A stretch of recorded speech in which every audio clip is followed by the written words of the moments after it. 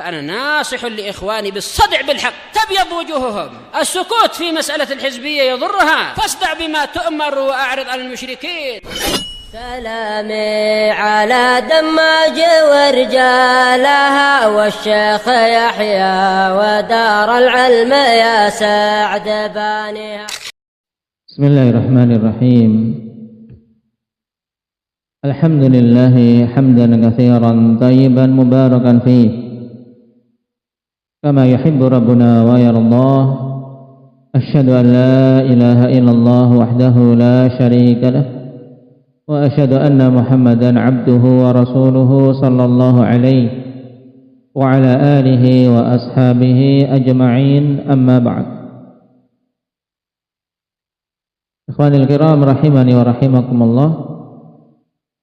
Kita masuk pada hadis yang ketiga.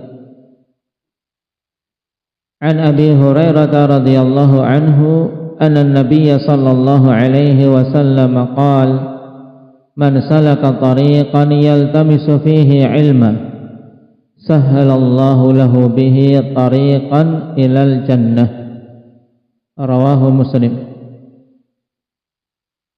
Hadis ini masih berkaitan dengan bab tentang keutamaan ilmu dan pengembannya, di mana pada hadis ini Rasulullah sallallahu alaihi wasallam khabarkan kepada kita bahwasanya siapa saja yang menempuh jalan untuk mencari ilmu, maka Allah akan mudahkan jalan menuju surga.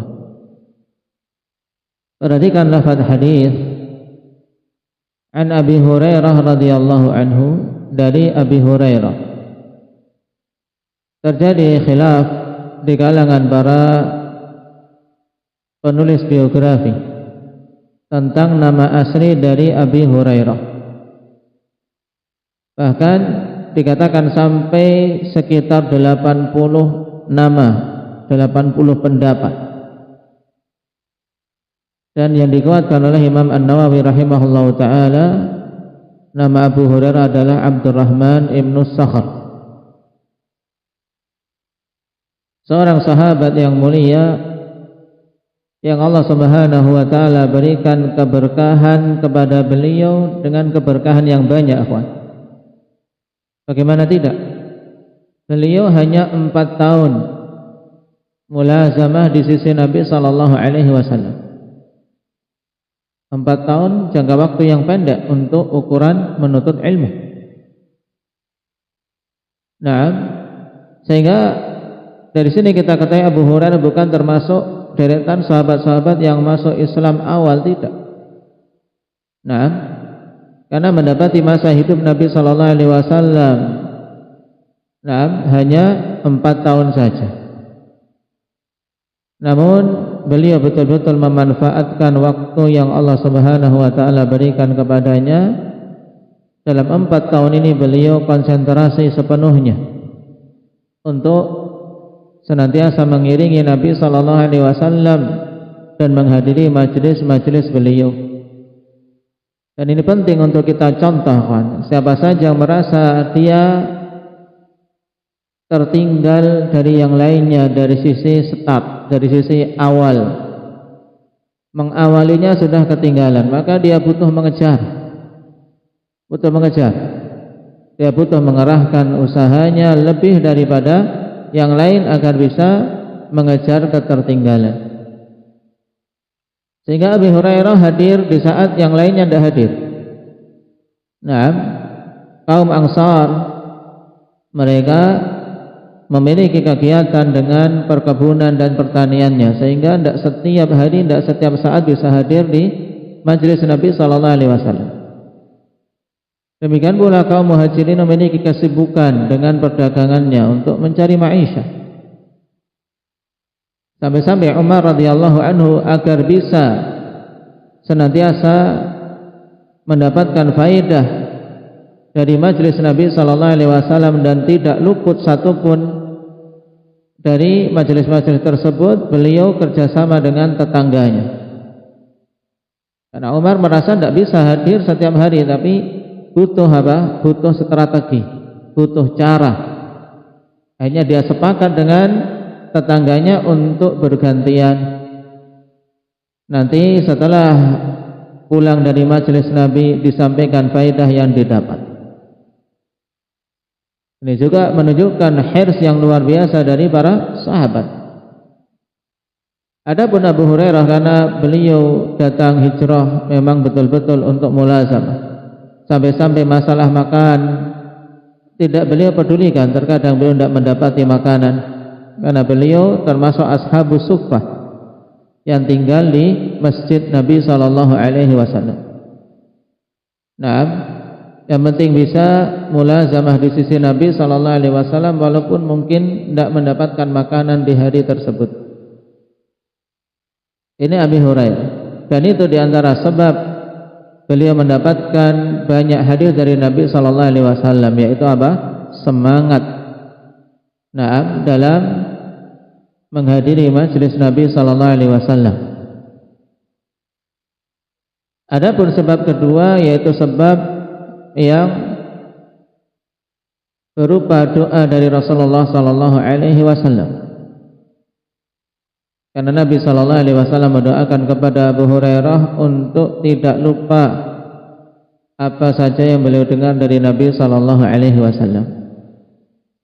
Ini juga perkara yang sangat menentukan, ikhwan. Ma'unah dari Allah Subhanahu wa taala kepada seorang hamba untuk dijadikan hatinya sebagai wadah ilmu. Maka banyak-banyak memohon pada Allah Subhanahu wa taala agar Allah berikan taufik pada kita agar bisa menyimpan ilmu yang kita telah dapat, baik itu yang kita dengar maupun yang kita baca dan kita hafalkan. Nah, karena Abu Hurairah mendapatkan keberkahan yang sangat besar dari sisi ilmu, dan beliau adalah sahabat yang paling banyak meriwayatkan hadis dari Nabi SAW. Padahal 4 tahun saja mulazamahnya. Karena apa? Tadi semangat dalam menuntut ilmu, hadir di saat yang lain tidak hadir, tidak peduli dengan ujian, tidak peduli dengan kesusahan. Kemudian yang kedua, barokah doa dari Nabi SAW. Adapun kita tentunya untuk yang kedua mengupayakan dengan kita berdoa memohon kepada Allah sendiri agar dibukakan pintu ilmu, agar dibukakan pintu pemahaman, agar diberi kemudahan jalan dalam mencari ilmu. Baik. Nah, di sini Abu Hurairah radhiyallahu anhu meriwayatkan bahwasanya Rasulullah sallallahu alaihi wasallam bersabda, "Man salaka tariqan." Di sini man syartiyah, siapa saja yang menempuh tariqan. Apa makna tariqan akbar? Jalan. Tariqan di sini bentuknya dalam hadis berupa isim nakirah atau isim ma'rifah. Indak ya Hamzah.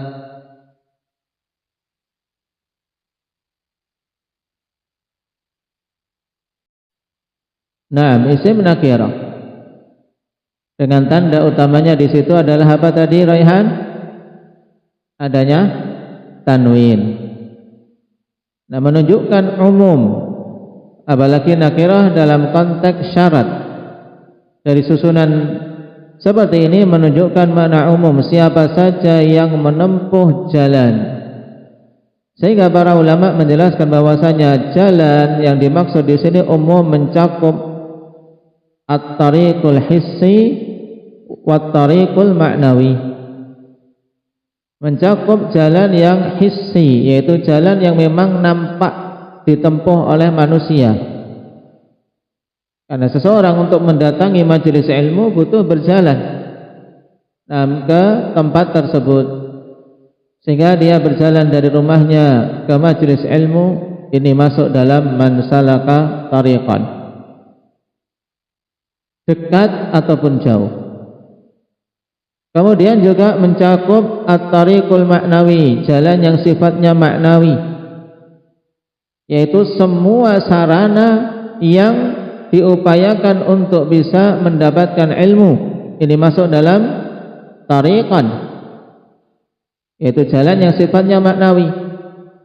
Walaupun dia sedang duduk, tapi dia dihukumi yaitu sebagai seorang yang menempuh jalan untuk mendapatkan ilmu.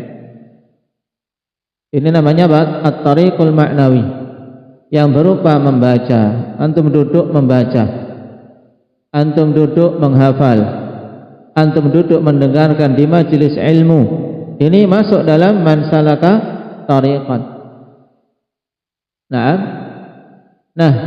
kata Rasulullah sallallahu alaihi wasallam, man salaka tariqan yaltamisu fihi ilma. Baik, jumlah ini indaka Rifki. Jumlah yaltamisu fihi ilma, kedudukannya sebagai apa?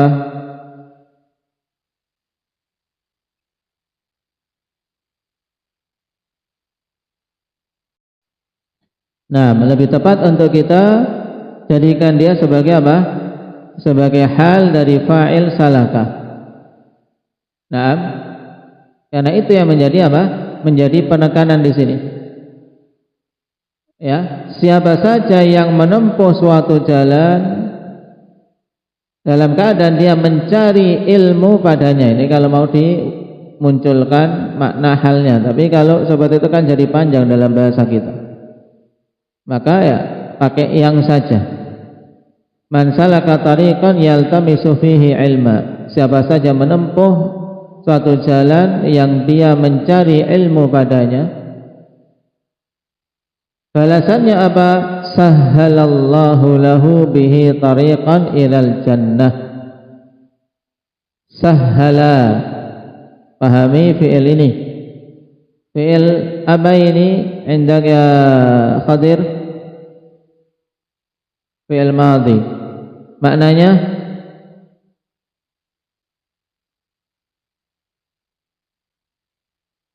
menjadikan mudah. Taib, karena tambahan pada pada fi'il yang asalnya sahula yashulu. Sahula yashulu, sahlan, ini bermakna mudah. Kalau kita ingin membuat fi'il yang bermakna memudahkan, yaitu menjadikannya mudah, ini kita jadikan dengan wazan fa'ala. Taib, fa'ala, sahhala ay ja'alahu sahlan. Taib, sahhalallahu lahu bihi tariqan ilal jannah. Maka Allah Subhanahu wa taala akan memudahkan lahu hak kembali ke siapa? Memudahkan untuknya, kembali ke siapa ini? Zikri pada yang menempuh jalan untuk mencari ilmu. Berarti siapa dalam susunan jumlah di depannya? Ada fa'il dari salaka. Taib, Allah Subhanahu wa taala akan memudahkan untuknya bihi hak yang pada bihi kembali ke mana? Indak Muhammad Aceh.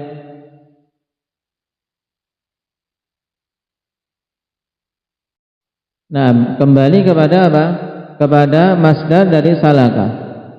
Ya. Sahhalallahu lahu bisulukihi dzalikat tariq. Ya.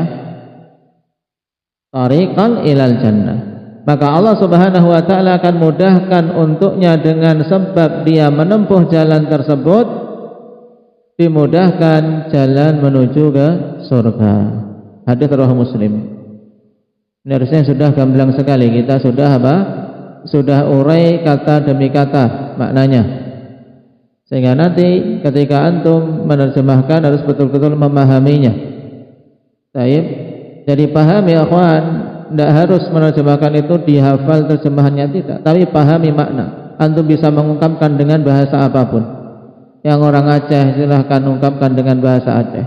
Yang orang mana lagi? Zaim Medan, bahasa Medan. Orang Jawa, bahasa Jawa. Ketika apa? Paham. Ya, ketika paham. Baik.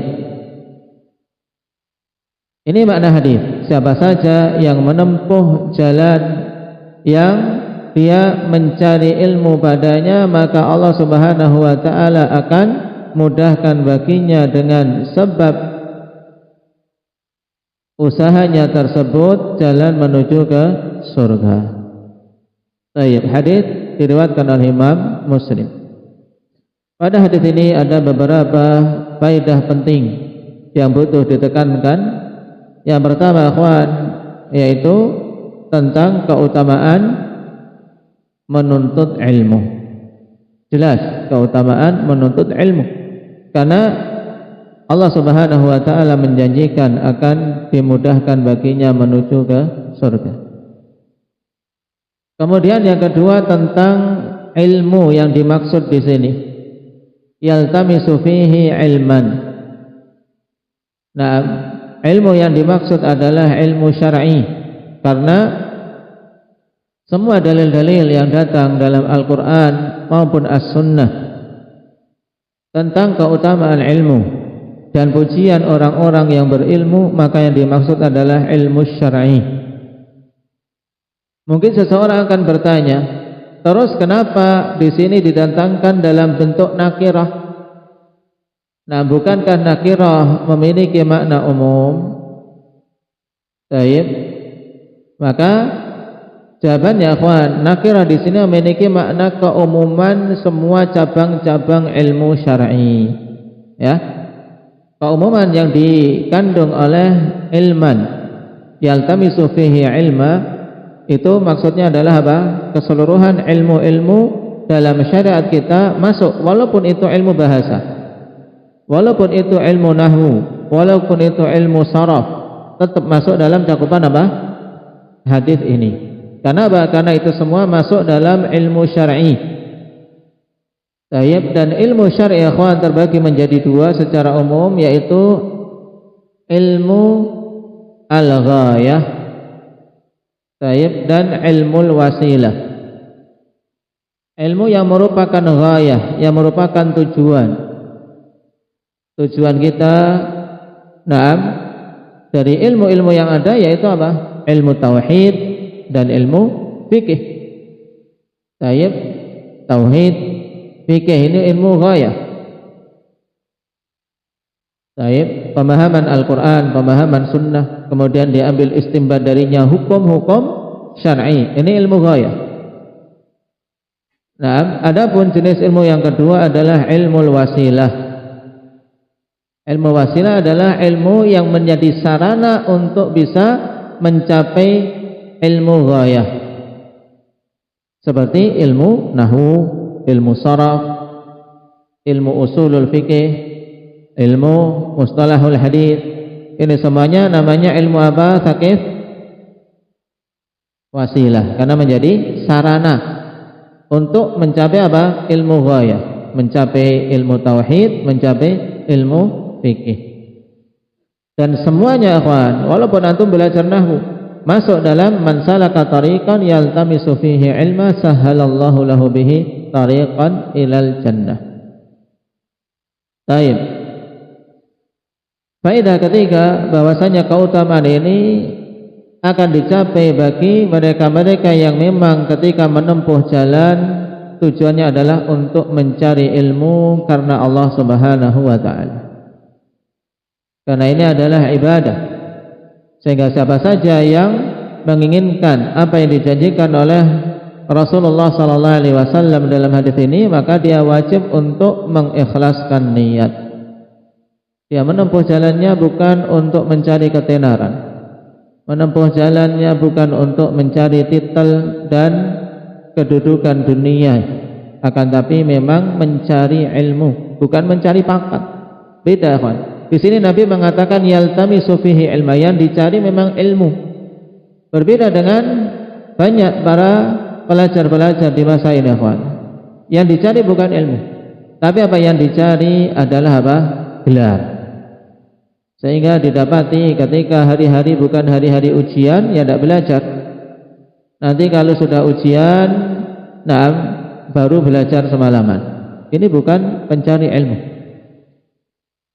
hanya pencari nilai, pencari gelar. Ini bukan penuntut ilmu. Maka penting pahami makna man salaka tariqan yaltamisu fihi ilmah. Memang yang dicari adalah ilmu karena Allah Subhanahu wa taala. Baik. Faedah yang keempat dari hadis,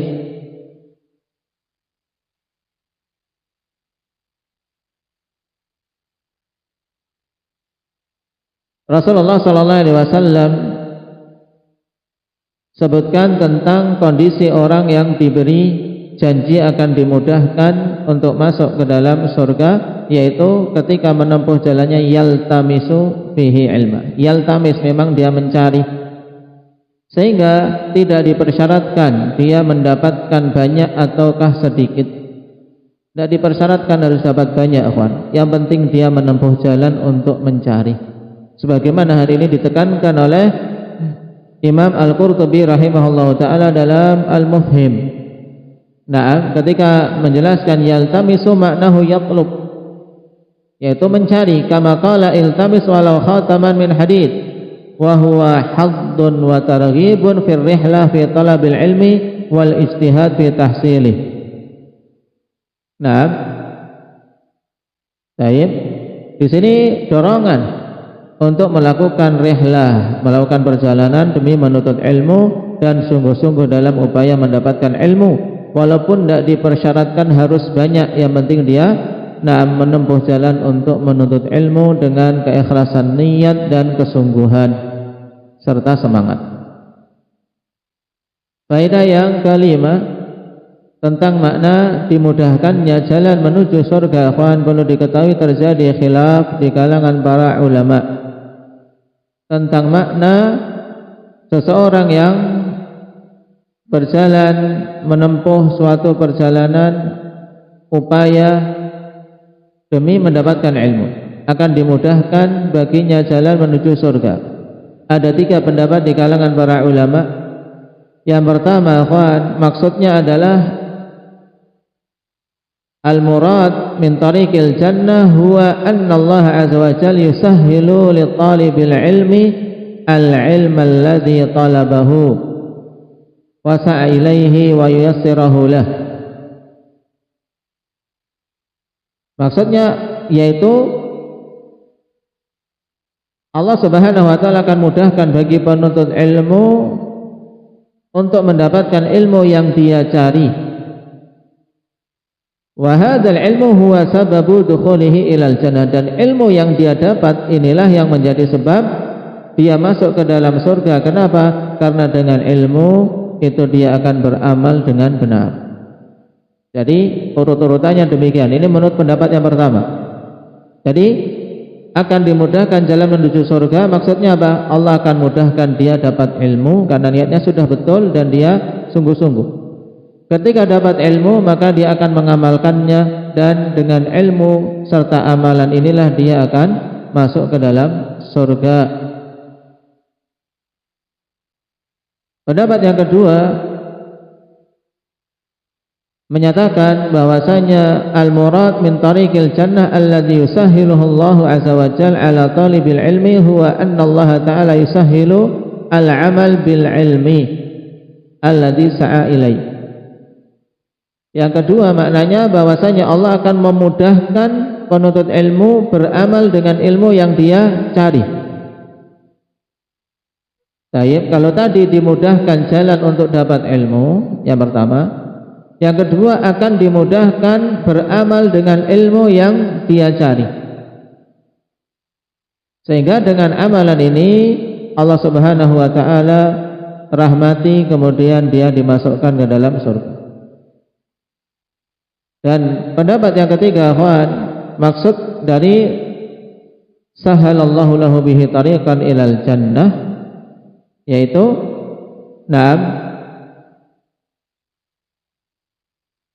anna Allah azza wa jalla yusahhilu ala talibil ilmi bil ilmi alladhi sa'a ilaihi uluman ukhra takunu sababan min asbabi dukhulil jannah. Nah, bahwasanya Allah Subhanahu wa taala akan mudahkan bagi penuntut ilmu dengan ilmu yang dia cari tersebut ilmu yang lain. Jadi ketika dia mengupayakan ilmu ini, Allah mudahkan dapat ilmu berikutnya, diberi tambahan, sehingga menjadi sebab dia masuk ke dalam surga. Dan kalau kita perhatikan makna-makna ini, akhwan, tidak saling bertentangan. Karena apa? Karena semuanya bisa dicakup dalam cakupan sahalallahu lahu bihi tariqan ilal jannah. Allah akan mudahkan dengan sebab dia menuntut ilmu jalan menuju surga. Kenapa? Karena dengan ilmu dia akan tahu kebenaran. Dengan ilmu dia akan tahu bagaimana cara beramal. Dengan ilmu dia juga akan tahu nilai ilmu, sehingga semakin terus-menerus menuntut ilmu. Maka semua ini sebagai bentuk apa? Dimudahkannya bagi si hamba tadi jalan menuju surga Allah Subhanahu wa ta'ala. Maka seharusnya bagi setiap muslim maupun muslimah untuk mengambil bagian tersebut. Jangan sampai rela hidupnya di dunia, akhwan, tidak ada bagian dari langkah-langkah yang dia upayakan menuju ke majlis ilmu. Karena sungguh itu adalah langkah-langkah yang menjadi sebab seseorang dimudahkan jalannya menuju surga Allah Subhanahu wa ta'ala. Betapa banyak seseorang yang mendengar kalimat dua kalimat di majelis ilmu kemudian tersentuh hatinya, mendapatkan hidayah, sehingga dia tinggalkan kemaksiatan dan dia bersemangat untuk berbuat kebaikan-kebaikan. Ini semuanya masuk dalam cakupan makna sahalallahu lahu bihi tariqan ilal jannah. Baik. Nah, kita baca An Abi Hurairah radhiyallahu anhu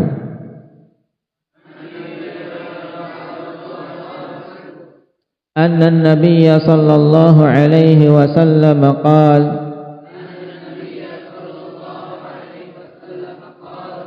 Man salaka tariqan yaltamisu fihi ilma sahhalallahu lahu bihi tariqan ilal jannah.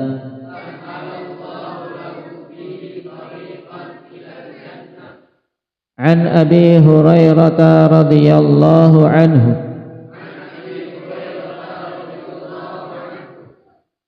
أن النبي صلى الله عليه وسلم قال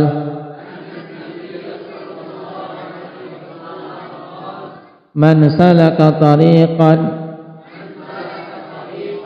يلتمس فيه علما سهل الله له به طريقا إلى الجنة.